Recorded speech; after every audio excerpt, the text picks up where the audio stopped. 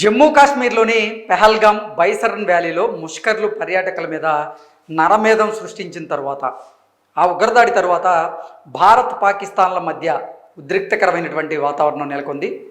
యుద్ధ మేఘాలు కమ్ముకుంటూ ఉన్నాయి. భారత్ పాకిస్తాన్కి యుద్ధం అనివార్యం అనేటువంటి పరిస్థితులు అయితే సరిహద్దుల దగ్గర మనకు కనిపిస్తూ ఉన్నాయి.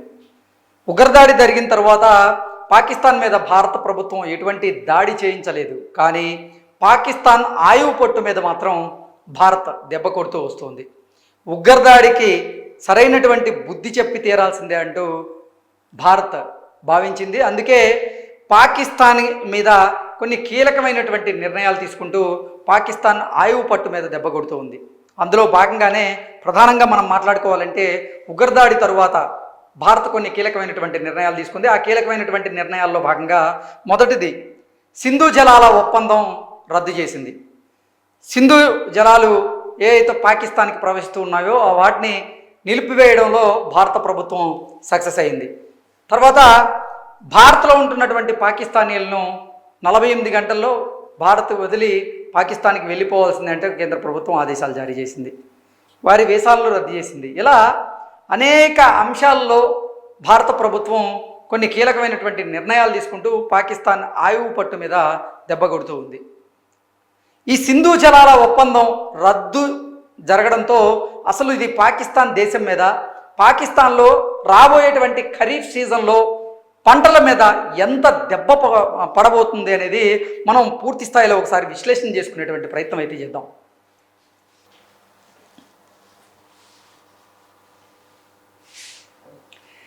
సింధు నదీ జలాల ఒప్పందాన్ని భారత్ నిలిపివేయడంతో ఆ ఎఫెక్ట్ పాకిస్తాన్ మీద ఈ ఏడాది ఖరీఫ్ నుంచే కనిపించనుంది. ఇండస్ రివర్ సిస్టమ్ అథారిటీ వేసినటువంటి అంచనాల్లో ఈ విషయం వెల్లడైంది.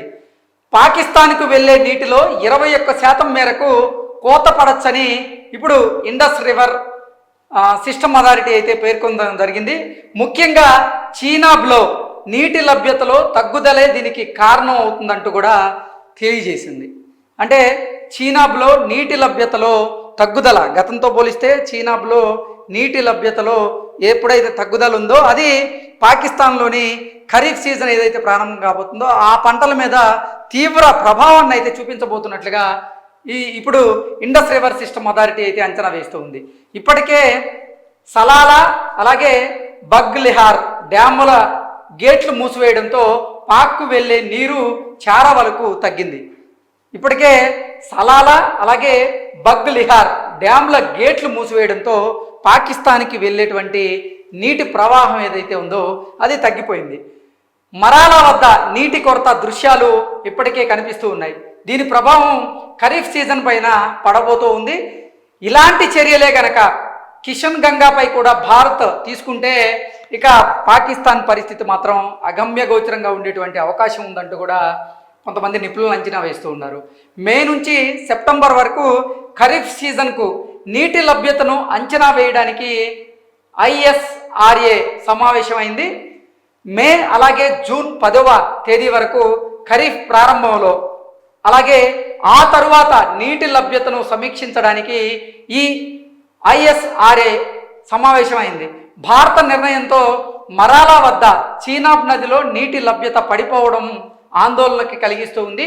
ఇది ఖరీఫ్ ప్రారంభ సీజన్లో మరింత నీటి కొరతను దారితీస్తుందన్నట్లుగా కొన్ని సంస్థలు అయితే పేర్కొంటూ ఉన్నాయి. అలాగే ISRA కూడా అదే తెలియజేస్తూ ఉంది. చీనాబ్ రావి నదుల్లో నీరు సాధారణంగా ప్రవహిస్తేనే మొత్తం పాకిస్తాన్కు సీజన్ ప్రారంభంలో 21% నీరు తగ్గినట్లుగా అంచనా వేసింది.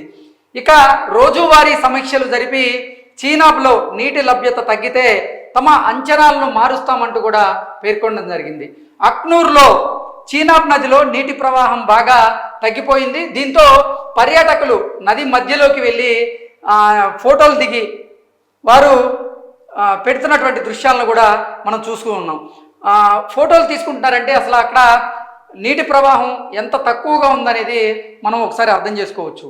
అంటే నది మధ్యలోకి వెళ్ళి పర్యాటకులు అక్కడ ఫోటోలు దిగేటువంటి ప్రయత్నం చేస్తున్నారంటే ఆ నదిలో అసలు ప్రవాహం ఎంతగా తగ్గుదల ఉందనేది మనం క్లుప్తంగా విశ్లేషణ చేసుకోవచ్చు. ఎందుకంటే ఈ నీటి కొరత కనుక ఉంటే రానున్నటువంటి ఖరీఫ్ సీజన్లో పాకిస్తాన్లో పండాల్సినటువంటి పంటల్లో తీవ్ర ప్రభావం అయితే ఈ మనం తీసుకున్నటువంటి నిర్ణయం బలంగా పనిచేసేటువంటి అవకాశం అయితే ఉంది.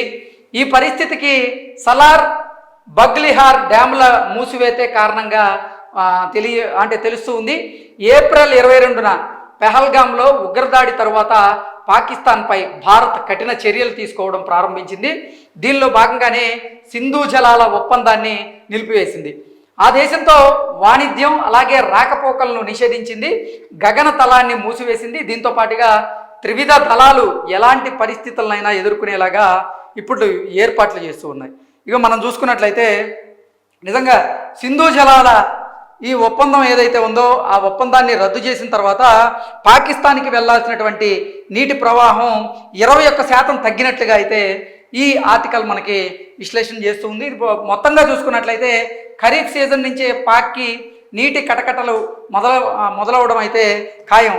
అంటే మొన్న పెహల్గాంలో జరిగినటువంటి ఉగ్రదాడి తరువాత ఆ ఉగ్రదాడికి కారణమైనటువంటి ఉగ్రవాదులకు ఆ ఉగ్రవాద సంస్థలు నడిపిస్తున్నటువంటి పాకిస్తాన్కి తగిన బుద్ధి చెప్పి తీరాల్సిందే అంటూ అంటే ప్రతి భారత పౌరుడు కూడా డిమాండ్ చేసినటువంటి నేపథ్యంలోనే భారత ప్రభుత్వం కూడా నిజంగా పాకిస్తాన్ ఆయువు పొట్టు మీద దెబ్బ కొట్టేటువంటి ప్రయత్నం అయితే చేస్తూ ఉంది.